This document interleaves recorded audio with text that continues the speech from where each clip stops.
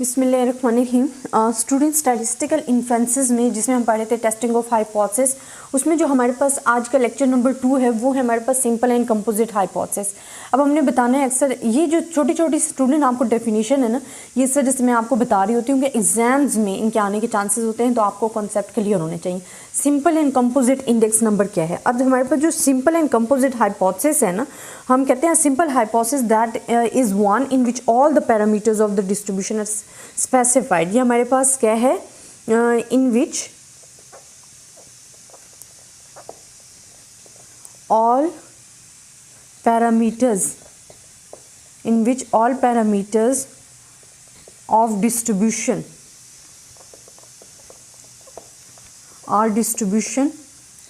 are specified।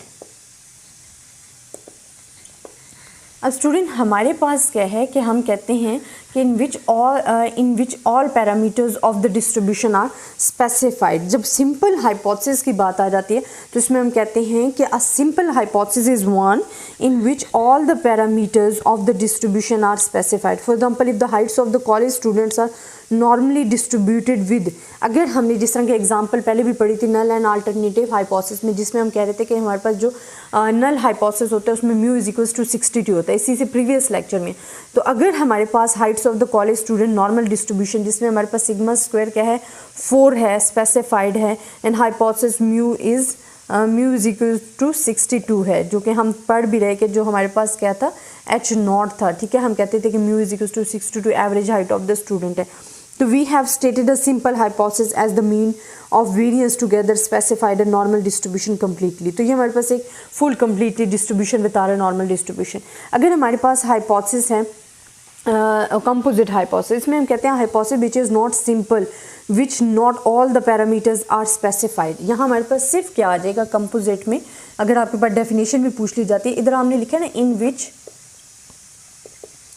यहाँ हमारे पास क्या all parameters, in which not all parameters of distributions are specified. इसमें क्या होता है कि हमारे पास जो तमाम ऑल पैरामीटर्स जो है ना ऑफ द डिस्ट्रीब्यूशंस के वो स्पेसिफाइड नहीं होते हैं, और वो हमारे पास क्या बन जाता है फिर कंपोजिट हाइपोथेसिस बन जाता है। अब फॉर एग्जांपल इफ़ ये हाइपोथेसिस अगर हमारे पास हैं तो हमारे पास क्या है, हमने पहले भी डिस्कस किया था कि या तो वो हमारे पास लेस देन होगा, ठीक है, एंड ज़्यादा कम भी हो सकता है। अब जिस तरह हमारे पास यहाँ मैंने कहा कि sigma square is equals to 4 है and mu is equals to 62। अब यहाँ हमारे पास अगर आ जाए एच, हमारे पास म्यू जो है वो ग्रेटर देन 62 है, एंड सिग्मा स्क्वायर हमारे पास क्या है 4, और अल्टरनेट यही हमारे पास एक और चीज़ आ जाती है कि अगर हम कहते हैं कि जी ये म्यू इज इक्वल्स टू 62 है तो sigma square is less than 4 है, तो ये चीज़ हमारे पास क्या आ जाती है कंपोजिट हाइपोथेसिस होते हैं, because we can not know the exact distribution of the population in either case. हम इनमें एग्जैक्ट पॉपुलेशन जो है उसको डिस्क्राइब नहीं कर पाते हैं। सो हमारे पास ये क्या होता है कंपोजिट हाइपोथेसिस होते हैं in which not all the parameters of the distribution are specified है। अब हाइपोथेसिस हमारे पास क्या होते हैं, क्लासिफाइड हो जाते हैं एग्जैक्ट एंड इन एग्जैक्ट में, ठीक है। A hypothesis is said to be exact hypothesis if it selects a unique value for the parameter. अगर हमारे पास जो हाइपोथेसिस हैं, मैं इधर लिख देती हूँ, अब जो हमारे पास हाइपोथेसिस हैं वो सिलेक्ट हो जाते हैं किस क्लासिफाइड हो रही है एग्जैक्ट हाइपोथेसिस में, एंड हमारे पास क्या है इन एग्जैक्ट में। अब जो हमारे पास एग्जैक्ट हाइपोथेसिस होता है उसमें हमारे पास क्या होता है it selects a unique value. ये हमारे पास क्या होता है it selects a unique value for the parameters, and hypothesis is said to be inexact when it indicates more than one possible values. और यहाँ हमारे पास क्या होती है more than one possible values. तो ये स्टूडेंट आपके पास कॉन्सेप्ट आ जाता है simple and composite index number का। अच्छा, इसके बाद जो हमारे पास आ जाता है कॉन्सेप्ट वो हमारे पास जिस तरह कि हमने नल फर्स्ट ऑफ ऑल हम जब भी क्वेश्चन सॉल्व करेंगे टेस्टिंग ऑफ हाइपोथेसिस, पहले तो हमने हाइपोथेसिस बनाने जिसमें हमने डिस्क्राइब किया कि जी नल हाइपोथेसिस अल्टरनेटिव हाइपोथेसिस, फिर आपने देखना कि क्या वो हाइपोथेसिस सिंपल हाइपोथेसिस है या कंपोजिट हाइपोथेसिस है। उसी पोर्शन में नेक्स्ट आपके स्टेप जो आ जाता है वो हम कहते हैं जी टेस्ट स्टैटिस्टिक्स। हमारे पास जो नेक्स्ट स्टेप आ जाता है वो हमारे पास क्या होता है, वो हमारे पास होता है जी टेस्ट स्टैटिस्टिक। अब टेस्ट स्टैटिस्टिक क्या है स्टूडेंट? टेस्ट स्टैटिस्टिक्स हमारे पास होते हैं a sample statistic which provides a basis for testing a null hypothesis called test statistic. अब बिस्मिल्लाहिर्रहमानिर्रहीम। स्टूडेंट आज का जो हमारा टॉपिक है वो आपके पास है acceptance and rejection region and type 1 and type 2 error. अब student acceptance and rejection regions हमारे पास क्या होता है, टाइप 1 एंड टाइप 2 एरर हमारे पास क्या है। फर्स्ट ऑफ ऑल हम डिस्कस करेंगे एक्सेप्टेंस एंड रिजेक्शन रीजन को, कि एक्सेप्टेंस रीजन्स क्या है एंड रिजेक्शन रीजन्स हमारे पास क्या है। स्टूडेंट वैसे अगर टेस्टिंग ऑफ हाइपोथेसिस जब आप सॉल्व करोगे तो हम ये करते हैं, ठीक है, और नॉर्मल डिस्ट्रीब्यूशन में भी हम कर रहे होते हैं। अब हमारे पास यहाँ हम आगे नेक्स्ट मैं आपको समझाऊंगी 1 टेल एंड 2 टेल टेस्ट। ऐसे हो तो 1 टेल टेस्ट होता है, 2 टेल टेस्ट में हमारे पास बोथ साइडेड होती हैं। चलो मैं अभी आपको सिर्फ एक कॉन्सेप्ट क्लियर करा दूं कि हमारे पास एक्सेप्टेंस रीजन क्या है या रिजेक्शन रीजन। ये जो रीजन होता है स्टूडेंट, ये जो हमारे दरमियान लाई कर रहा है, ठीक है, जिस तरह हम कहते हैं कि म्यू हमारे पास क्या था, एवरेज हाइट ऑफ द 62 थी, जो कि हमने प्रीवियस लेक्चर में पढ़े। अगर इससे इस एरियाज़ में जो आपकी वैल्यूज़ हैं वो लाई कर रही हैं, अगर वो इसमें ड्रॉ कर रही हैं, ड्रॉप कर रही हैं, तो वो हमारे पास क्या है, एक्सेप्ट करती हैं, जो कि एक्सेप्टेंस रीजन में गिर रही होती हैं, ठीक है, ये एक्सेप्टेंस रीजन। और अगर आपके ये रीजन, ये बोथ और द क्रिटिकल रीजन है, ये हमारे पास क्या होते हैं, क्रिटिकल रीजन। जो हमारी वैल्यू अगर इसमें लाई कर रही है तो वो एक्सेप्टेंस रीजन में, अगर इसमें कर रही है तो वो किस में है, रिजेक्शन रीजन में है, रिजेक्शन रीजन। ये हमारे पास, अब मैं इनको डिस्क्राइब करती हूँ कि हमारे पास अगर वैल्यूज़ में अगेन आपको बता रही हूँ आपकी वैल्यू लाई कर रही है इस एरिया में, तो आपकी बिस्मिल्लाहिर्रहमानिर्रहीम। स्टूडेंट आज जो हमारे पास टॉपिक हैं वो हमारे पास है पावर ऑफ द टेस्ट क्या है, सिग्निफिकेंस लेवल क्या है, और आपके पास टेस्ट ऑफ सिग्निफिकेंस क्या है, 1 टेल एंड 2 टेल टेस्ट क्या है। इनके मैं सिर्फ आपको कॉन्सेप्ट जो है आपके क्लियर करवा लूँ कि हमारे पास पावर ऑफ टेस्ट, फर्स्ट हमारे पास क्या है टॉपिक, पावर ऑफ टेस्ट हमारे पास क्या है। तो पावर ऑफ टेस्ट क्या है कि हम कहते हैं कि with respect to specified alternative hypothesis is the probability of rejecting a null hypothesis when it is actually false. हम क्या करते थे कि हम एच नॉट को क्या कर लेते थे, हमने म्यू कह लिया था कि जी 62 है एवरेज हाइट, तो हम क्या कर लेते थे, एच नॉट को एक्सेप्ट कर लेते थे, बट एक्चुअली वो क्या होता था, फॉल्स होता था। तो पावर हमारे पास क्या होती है कि इस चीज़ को वाकई फॉल्स कर देना, गलत साबित करना, इस स्टेटमेंट को, वो हमारे पास होती है पावर। कि आपके पास इतनी पावर हो कि जो स्टेटमेंट आपके पास रॉन्ग है आप उसको रॉन्ग डिक्लेयर करो, ना कि उसको एक्सेप्ट करो। तो ये हमारे पास आ जाता है पावर ऑफ द टेस्ट। इसको आप कैसे डिस्क्राइब करोगे, मैं आपको ये बोल भी रही हूँ, डेफिनेशन आपने नोट करनी हुई तो नोट कर लेना। With respect to specified alternative hypothesis is the probability of rejecting a null hypothesis, is the probability of rejecting a null hypothesis when it is actually false, the power of complement of beta, the probability committing a type 2 error. अब हमारे पास क्या होता है कि जब हम discuss कर रहे हैं अबाउट द पावर को, तो हमारे पास पावर क्या होती है, पावर जी हम ऐसे शो करते हैं कि P हमारे पास क्या हो, reject H not is false. हम कब रिजेक्ट, अगर हमने एक्सेप्ट किया हुआ है, इसको आप शो करते हो 1 माइनस बीटा से। अब स्टूडेंट हमारे पास क्या होता है कि जो पावर ऑफ द टेस्ट है ना, जो पावर ऑफ टेस्ट हम पढ़े, इसमें हम क्या करते हैं, रिजेक्ट एच नॉट कर देते हैं when H not is false. अक्सर हमारे पास टाइप 1 एरर क्या था कि हमारे पास हम एक्सेप्ट एच नॉट कर रहे थे, बट एक्चुअली वो ट्रू नहीं था, हमारे पास फॉल्स ही था, ठीक है। तो यहाँ आपके पास इतनी पावर होनी चाहिए कि you reject H not when H not is false. तो ये हमारे पास पावर ऑफ द टेस्ट होते हैं। अब student power of test is a measure of rejection the wrong thing, ठीक है, रिजेक्ट द रॉन्ग थिंग। ये मैं आपको साथ साथ अब डिक्लेयर करती जाती हूँ। टॉपिक मैंने आपको बता दिए कि आज हम कौन कौन से डिस्कस कर रहे हैं। पावर ऑफ द टेस्ट में हमारे पास क्या है, लिख लें, power of the test is a major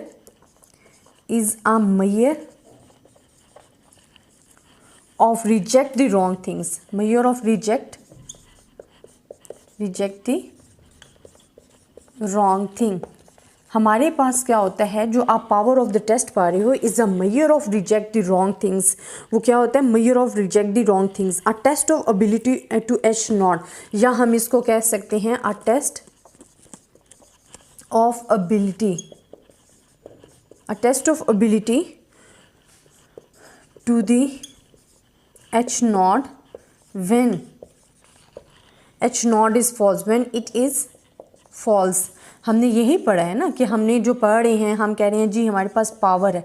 हम क्या कह रहे हैं, पावर को जब हम डिस्कस कर रहे हैं तो हम कहते हैं कि हम रिजेक्ट कर रहे हैं, किसको रिजेक्ट कर रहे हैं, एच नॉट को, जब बेसिकली एच नॉट है ही false, H not is false. आप में इतनी पावर, देखिए हमारे पास जो टाइप 1 एरर टाइप 2 एरर है, जिसमें एक में तो हम कहते हैं कि जी हमने एच नॉट को एक्सेप्ट कर लिया होता है, बट बेसिकली वो एक्सेप्ट फॉल्स होती है वैल्यू, और एक में हम क्या कर देते हैं, रिजेक्ट कर लेते हैं, बट बेसिकली वो आपके पास ट्रू वैल्यू होती है, जो कि हम प्रीवियस लेक्चर में पढ़ चुके हैं टाइप 1 एंड टाइप 2 एरर का।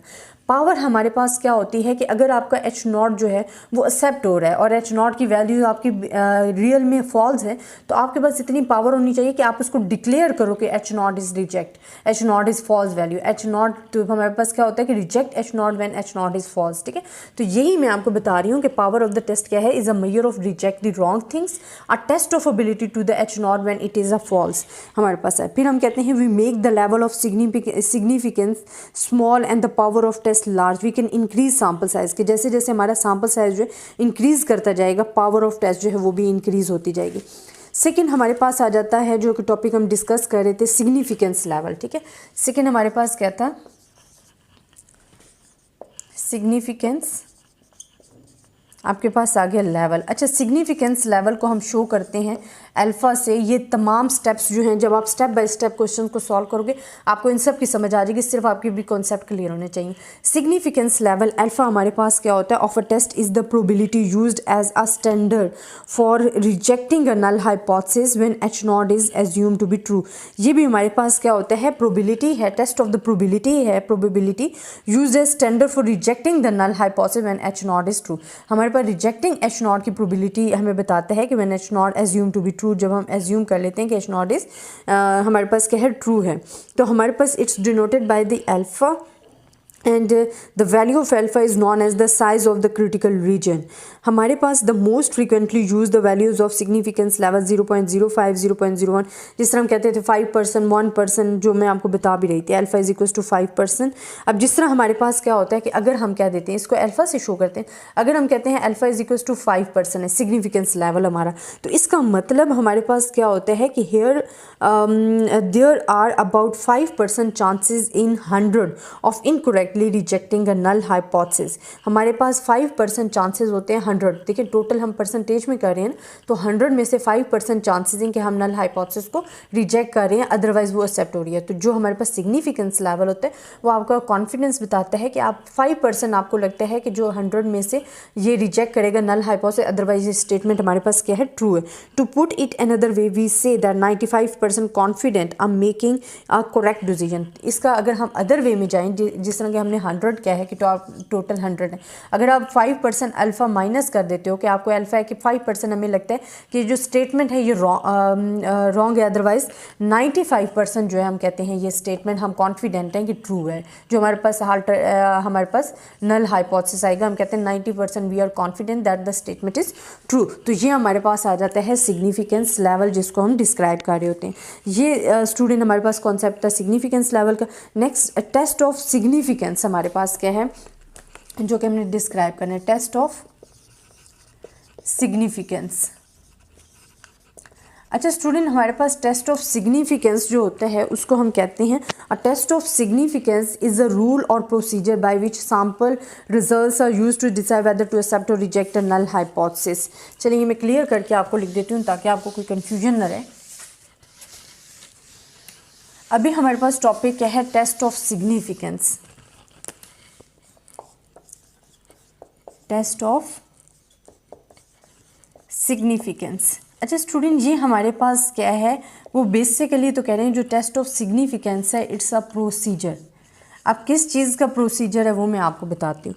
वो कहते हैं कि the test of significance is a rule और प्रोसीजर। ये एक रूल और procedure by which sample results are used to decide whether to accept और रिजेक्ट अ नल हाइपोथेसिस, जिसमें हम क्या करते हैं, वेदर टू डिसाइड हम क्या करते हैं, वेदर टू एक्सेप्ट और रिजेक्ट नल हाइपोथेसिस। ठीक है, कि जहां हम डिसाइड करते हैं कि हम नल हाइपोथेसिस को एक्सेप्ट करेंगे या रिजेक्ट करेंगे। तो test of significance is a rule of procedure in which we are deciding about the sample that we are accepting or rejecting the null hypothesis. तो हमारे पास क्या होता है, a test of significance is a rule और procedure by which sample results are used to decide whether to accept or reject a hypothesis. Such a procedure is usually based on the test statistic and the sampling distribution of the statistic under H naught. A value of statistic is said to be statistically significant when the probability of its occurrence under H naught is equals to or less than the significance level of alpha, that is value of falls the rejection region H naught in the case. अच्छा, हमारे पास इसमें simple बता रहे हैं कि हमारे पास जो significance है ना, रिजल्ट सिग्निफिकेंस, अगर तो वो कर रहे हैं रिजल्ट एक्सेप्टेंस रीजन में लाए, जिस तरह के हम पढ़ रहे थे, ये हमारे पास आ रहा था। अब स्टूडेंट यहाँ हमारे पास क्या आ जाता है कि जो ये है ना, ये सिग्निफिकेंस रिजल्ट्स हैं, ठीक है। अगर यहाँ हमारे पास लाई कर रहा है रिजल्ट, तो it's mean it's rejecting the H not. अगर आपका सिग्निफिकेंस जो रिजल्ट है, ठीक है, रिजल्ट अगर वो लाई कर रहा है इन विच एरिया, देन हम क्या कहते हैं, एक्सेप्ट एच नॉट है। तो ये हमारे पास आ जाता है टेस्ट ऑफ स्टैटिस्टिक, कि ये बेसिकली रूल और फार्मूला है जिसके तहत हमें पता चलता है कि हमने अपनी स्टेटमेंट को एक्सेप्ट करना है या रिजेक्ट करना है। अच्छा स्टूडेंट, अब आ जाता है one tail and two tail test, ठीक है। अब ये तो बड़ा ईजी और आपको नाम से भी ज़रा क्लियर हो रहा है कि हमारे पास one tail and two tail test हमारे पास क्या है। अब स्टूडेंट मैं आपको इसको डिस्क्राइब करती हूँ। हमारे पास है वन टेल टेस्ट। अब स्टूडेंट देखिए, वन टेल टेस्ट क्या है कि अगर हमारे पास जो क्रिटिकल रीजन है वो ओनली लाई कर रहा है वन साइड पे, या वो पॉजिटिव साइड पे कर रहे हैं, नेगेटिव साइड पे कर रहे हैं, तो ये हमारे पास क्या आ जाता है, वन टेल टेस्ट आ जाता है, ठीक है। वन टेल टेस्ट जो कि ऊपर लिखा भी हो। अगर हमारे पास जो क्रिटिकल रीजन है वो बोथ साइड पे लाई कर रहे हैं, तो इसको हम क्या कहते हैं, टू टेल टेस्ट। ये हमारे पास क्या आ जाता है, टू टेल टेस्ट। अब इसको मैं डिस्क्राइब भी करा देती हूँ। अब हमारे पास क्या होता है, a test for which has entire rejection region is located in only one side of the two tails. हमारे पास टेल्स टू होती हैं but rejection regions lies only one sided, that is called the one tail test. Distribution of the test is called one tail test और the one sided test. ये हमारे पास one tail test भी होता है और वन साइडेड टेस्ट भी होता है। और इसी तरह अगर हम कहते हैं कि हमारे पास अगर वैल्यूज़ लाई कर रही हैं, if on the other hand the rejection region is divided equally between the two tails of the sampling distribution of the test statistic, the test referred as the two tail test और two sided test. अगर we have the critical region in the both sided है, two sided है, तो हम कहते हैं to tail test है या टू साइडेड टेस्ट आ जाता है। बस इसमें ये मेन चीज़ बताने की, आगे अब इंशाल्लाह हम स्टार्ट करेंगे क्योंकि थ्योरेटिकली हमारी थ्योरी ख़त्म हो गई है।